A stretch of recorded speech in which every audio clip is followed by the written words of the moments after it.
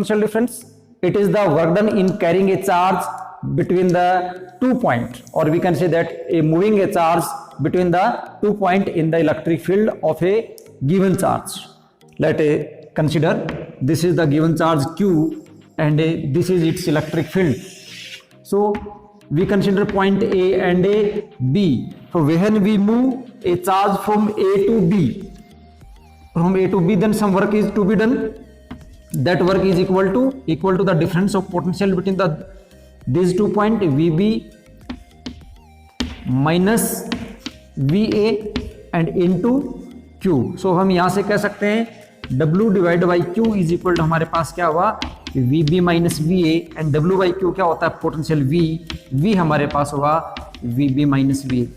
This is the definition of potential difference. ये potential difference ये होता है. Now here we are observing that between the point A and B there is some distance dr, and let's consider this is the perpendicular distance. Point A and B line in a straight line, and we are taking this perpendicular distance between the point A and B. So this is the potential difference, and you are observing here that when dr increases then potential difference also increases. Okay, so here is a new term that connect V and dr. V and dr, मतलब जो potential है ये आपको पता है dr पे depend कर रहा है, तो इन दोनों की जो कंबाइंड टर्म होगी उसको हम क्या बोलेंगे, और उसका नाम होगा इलेक्ट्रोस्टैटिक पोटेंशियल ग्रेडियंट. और यही हमारी आज की क्लास का टॉपिक है जिसे हम अब डिस्कस करने जा रहे हैं. इलेक्ट्रोस्टैटिक पोटेंशियल ग्रेडियंट क्या होगा वो देखिए. स्टार्ट करते हैं इसको. देखिए, let amount of work done in moving the charge from A to B. Charge Q है और A टू B अगर इसको मूव करवाते हैं, dr डिस्टेंस है, तो हमारा जो वर्क डन होगा dw वो होगा VB minus VA into Q. यही होगा ना वर्क पोटेंशियल इंटू चार्ज. इस डेफिनेशन को ध्यान से रखो. पोटेंशियल की डेफिनेशन आपने क्या लिखी, V is equal to W divide by Q लिखा आपने, तो W किसके बराबर होगा, V इंटू Q के बराबर होगा. और अगर इसको मैं dw करता हूं तो dw का मतलब थोड़ा सा वर्क डन, तो थोड़ा सा वर्क डन किसके बराबर होगा, तो चेंज इन पोटेंशियल होगा वो, और इनटू चार्ज. तो इसको मैं ऐसे भी लिख सकता हूं dv इंटू Q. ये dv इंटू Q कैसे लिखेंगे आपको यहाँ पता भी लग जाएगा. ठीक है, dw को हम क्या लिख सकते हैं, VB minus VA into Q dw. अब देखिए, इसको मूव करवाने के लिए, इसको इधर मूव करवाने के लिए आपने क्या किया, इधर मूव करवाने के लिए क्या कर रहे हो, फोर्स लगा रहे हो, तो फोर्स है, ठीक है, और इनटू डिस्प्लेसमेंट है तो dr. तो फोर्स इंटू डिस्प्लेसमेंट क्या होता है, फोर्स इंटू डिस्प्लेसमेंट क्या हुआ, वर्क हुआ. तो यहां से ये जो dw था, dw को मैं क्या लिख सकता हूं, इसको हम लिख सकते हैं FDR is equal to VB. अब देखो आप यहां से, ये Q चार्ज है, A चार्ज Q चार्ज के ज्यादा क्लोज है. ठीक है, आपको पता है जो V का फॉर्मूला होता है ड्यू टू द चार्ज, वो होता है KQ divide by the distance. Let's consider this is the distance R, तो ये तो है KQ बाई R. और ये जो डिस्टेंस है A का पोटेंशियल हुआ, ये B का पोटेंशियल अगर हम देखते हैं तो वो होगा KQ divide by R plus dr, क्योंकि dr डिस्टेंस इंक्रीज होगी. तो यहां से हम क्या देखते हैं, VB का पोटेंशियल कम है और VA का पोटेंशियल क्या है, ज्यादा. कंसिडर कर लेते हैं VA का जो पोटेंशियल है वो V है. V का पोटेंशियल कितना है, V. तो VB का पोटेंशियल थोड़ा सा कम है, तो V इसको क्या मान लेते हैं, माइनस dV हो गया. dV is the difference between A and B. तो V माइनस dV तो इसका पोटेंशियल हो गया, और V पोटेंशियल किसका हो गया, A पॉइंट का हो गया. तो यहां पे हम क्या लिख सकते हैं, FDR VB को हम लिख सकते हैं V minus dV minus VA का पोटेंशियल कितना था, V, और इनटू क्या हुआ हमारे पास Q. V कैंसिल V, हमारे पास ये आया FDR is equal to minus dV into Q को हम इधर ले आते हैं, F divide by Q into dr is equal to minus dV. और F डिवाइड बाई Q क्या होता है, force per unit charge is the electric field. तो इसको हम लिख देंगे EDR is equal to minus dV, और from here we find that E is equal to minus dV divide by dr. तो जो इलेक्ट्रिक फील्ड होता है वो dV डिवाइड बाई क्या होता है, dr होता है. और ये जो टर्म है dV बाई dr, ये जो dV बाई dr है, इसको हम बोलते हैं पोटेंशियल ग्रेडियंट. पोटेंशियल ग्रेडियंट बोलते हैं. यहां नेगेटिव साइन आया, इसका मतलब ये है कि जो इलेक्ट्रिक फील्ड की जो डायरेक्शन होती है, direction of electric field is always towards the decreasing potential. Electric field की डायरेक्शन हमेशा किधर होती है? Negative sign, so that negative sign so that E is always in the direction of decreasing potential। ये मैंने abbreviated शब्द लिखा है डिक्रीजिंग। नेगेटिव साइन का मतलब क्या हुआ कि जो इलेक्ट्रिक फील्ड की डायरेक्शन है वो हमेशा डिक्रीजिंग पोटेंशियल की तरफ होगी। कैसे होगी आप ध्यान से देखिएगा। आपको पता है कि इलेक्ट्रिक फील्ड हमेशा पॉजिटिव चार्ज से line of force electric field की जनरेट होती है और वो नेगेटिव चार्ज में जाके टर्मिनेट हो जाती है, मतलब प्लस से निकलती हैं और माइनस में वो खत्म हो जाती है। मतलब इलेक्ट्रिक फील्ड की डायरेक्शन क्या होती है? प्लस से किधर होता है? माइनस की तरफ होता है। अब आप बताओ पोटेंशियल किसका ज्यादा है? प्लस का ज्यादा है या माइनस का? प्लस का अगर पोटेंशियल लिखोगे तो वो लिखा जाएगा प्लस के क्यू डिवाइड बाई आर लिखा जाएगा, और माइनस का पोटेंशियल लिखोगे तो वो लिखा जाएगा माइनस के क्यू डिवाइड बाई आर।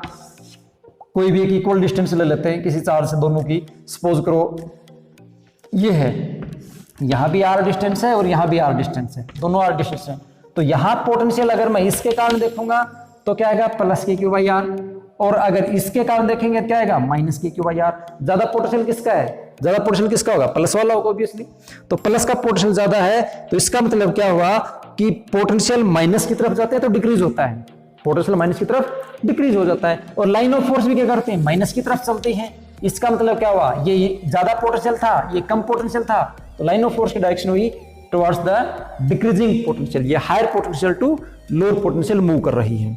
अगर ये फील्ड हमारा 3 डायमेंशनल होता, इसमें हम आगे ऐसा मान सकते हैं कि अगर फील्ड 3 डायमेंशनल है तो इसको हम कैसे लिखेंगे? और 3 डायमेंशनल फील्ड होने का मतलब है E इस प्रकार से एग्जिस्ट करता है। E इज इक्वल टू है EXI प्लस EYJ और प्लस EZK। मतलब ये एक्स एक्सिस में इलेक्ट्रिक फील्ड है, ये वाई एक्सिस में है और जेड एक्सिस में। इस प्रकार से है इलेक्ट्रिक फील्ड, ऐसे एग्जिस्ट करता है। एक्स में भी लाइक करता है, वाई में भी करता है और जेड में। इधर कंपोनेंट हुआ आपके पास EX, इधर हुआ EY और इधर कौन हुआ? EZ। इस प्रकार से इलेक्ट्रिक फील्ड एग्जिस्ट करता है। तो अगर इलेक्ट्रिक फील्ड एग्जिस्ट इस प्रकार से करता है तो इधर जाओगे तो एक्स कंपोनेंट चेंज होगा आपका, इधर जाओगे तो वाई चेंज हो रहा है, इधर जाओगे तो जेड। और मान लीजिए आप किसी ऐसे प्रकार से 3 डायमेंशनली मूव कर रहे हो तो एक्स भी चेंज होगा, वाई भी चेंज होगा और जेड भी चेंज होगा, है ना। तो उसके अकॉर्डिंग हम क्या कर सकते हैं? हमारा जो डी आर है उसको भी तो ऐसे लिख सकते हैं ना, DXI plus DYJ plus DZK। और यहां से अब हमारे पास ये जो E, हमारे पास E इक्वल टू था minus dV by D R, तो हम यहां से लिख सकते हैं dV किसके बराबर हुआ? माइनस EDR के बराबर हुआ। तो इस dV को हम क्या लिख सकते हैं? dV इज इक्वल टू हमारे पास हो जाएगा माइनस E को माइनस करेंगे तो हो जाएगा माइनस EXI माइनस EYJ और माइनस EZK और इनटू हमारे पास हुआ DXI plus DYJ plus DZK। और ये हमारे पास I डॉट करेंगे I का तो क्या होता है? 1 होता है। 11th क्लास में आप पढ़ चुके हो इस चीज को, dot product of the vector. तो हमारे पास ये यहाँ से बनेगा EX DX minus EY DY और माइनस EZ DZ। मतलब ये हुआ एक्स एक्सिस का जो इलेक्ट्रिक फील्ड होगा EX निकालेंगे वो आएगा minus dV by DX, EY आएगा माइनस dV बाई DY और EZ आएगा minus dV divide by DZ। और यहाँ से अगर हमें नेट पोटेंशियल निकालना है तो उसको इंटीग्रेट करके निकाल सकते हैं। dV को इंटीग्रेट कर देंगे तो इंटीग्रेशन करने के बाद हमारे पास क्या आएगा? Minus integration of EX DX minus integration of EY DY and minus integration of EZ DZ। तो ये हमारे पास नेट पोटेंशियल आ जाएगा। ठीक है, ये हुआ है हमारे पास इलेक्ट्रोस्टैटिक पोटेंशियल ग्रेडियंट, और ये 3 डायमेंशन में हम इसको ऐसे निकाल लेते हैं। अब यहां से हम एक क्वेश्चन का जवाब दे सकते हैं, और क्वेश्चन ये है if electric field in a space is 0, electric field in the region of space is 0, does it mean potential is also 0? सोच के देखिए आप इस क्वेश्चन को। जब तक बोर्ड साफ होता है आप अपना आंसर सोच के रखें, यस और नो।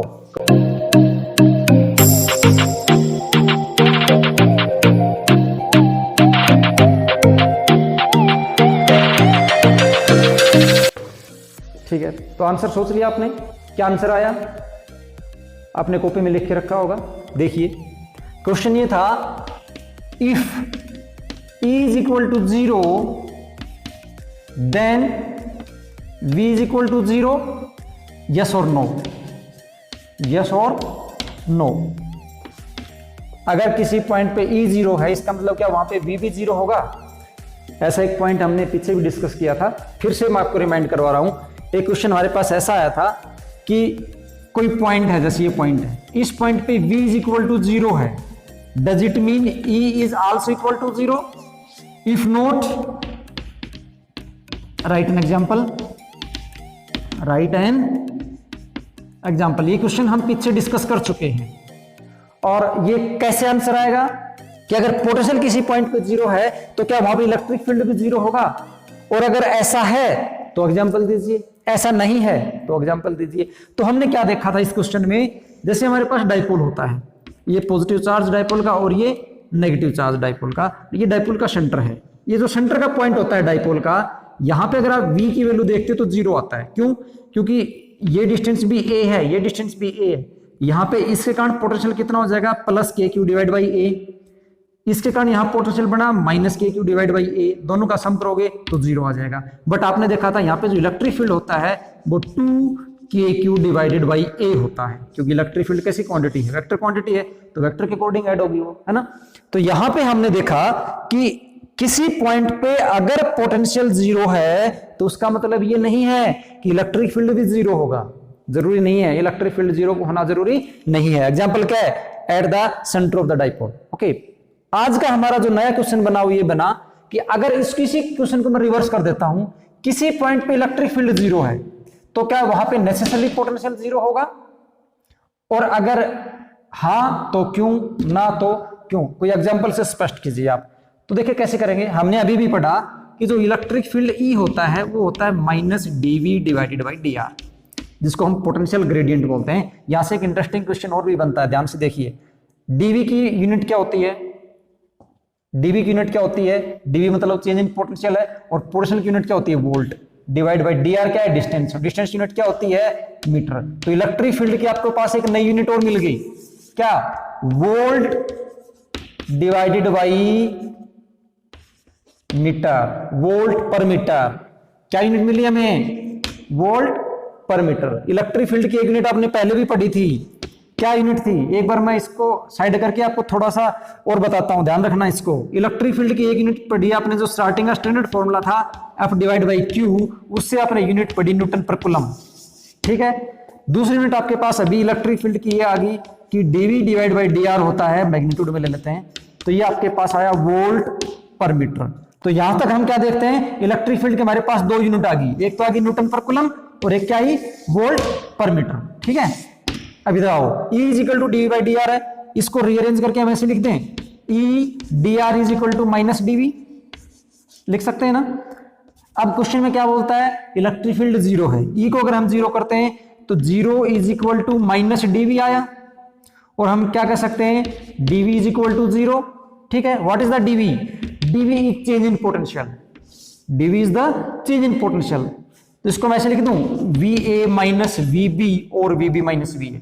एग्जांपल के तौर पे जैसे मान लीजिए Q चार्ज था, यहाँ पे A है और यहाँ पे क्या है, B। अगर आप चार्ज को A से B मूव करवा रहे हो तो लिख दोगे VB minus VA, VB minus VA। कब, जब आप A से B की तरफ जा रहे हो, और अगर B से A की तरफ आओगे तो क्या लिखोगे, VA माइनस VB। ये पीछे हमने डेरिवेशन किया था, वहां इसका कॉन्सेप्ट था कि इधर जाएंगे तो हम A माइनस B क्यों लिखेंगे, इधर जाएंगे तो B माइनस A क्यों लिखेंगे, ठीक है। अब देखो, VA माइनस VB लिखो या VB माइनस VA लिखो, कोई फर्क नहीं पड़ने वाला। दैट इज इक्वल टू किसके बराबर है, 0 के बराबर है। तो किसके बराबर हुआ, 0 के बराबर। तो हमने क्या लिखा, VA minus VB is equal to क्या हुआ, 0, ठीक है। VA minus VB is equal to 0, यहां से हुआ। और इसको हम क्या लिख सकते हैं, VA is equal to VB। तो रिजल्ट क्या आया हमारा, ये तो सरप्राइजिंग रिजल्ट आ गया। कि दोनों का पोटेंशियल बराबर है। इसका मतलब क्या हुआ, अगर इलेक्ट्रिक फील्ड किसी पॉइंट पे जीरो है तो इलेक्ट्रिक फील्ड जीरो है, इसका मतलब ये नहीं है कि वहां पे पोटेंशियल भी जीरो है। उसका मतलब क्या हो सकता है कि वहां पे पोटेंशियल क्या है, बराबर है। और ये जो कॉन्सेप्ट होता है बराबर पोटेंशियल का, उसको हम बोलते हैं इक्वी पोटेंशियल सरफेस। क्या बोलते हैं, इक्वी पोटेंशियल सरफेस। और इस इक्वी पोटेंशियल सरफेस का जो कॉन्सेप्ट है वो हम अपनी नेक्स्ट क्लास में पढ़ेंगे। तो ये जो दो क्वेश्चन थे, कॉन्सेप्चुअल क्वेश्चन थे, बहुत अच्छे से, पहला क्वेश्चन तो ये था और दूसरा क्वेश्चन ये, इन दोनों को आप अच्छे से याद रखें और इसमें किसी प्रकार का कंफ्यूजन क्रिएट ना करें।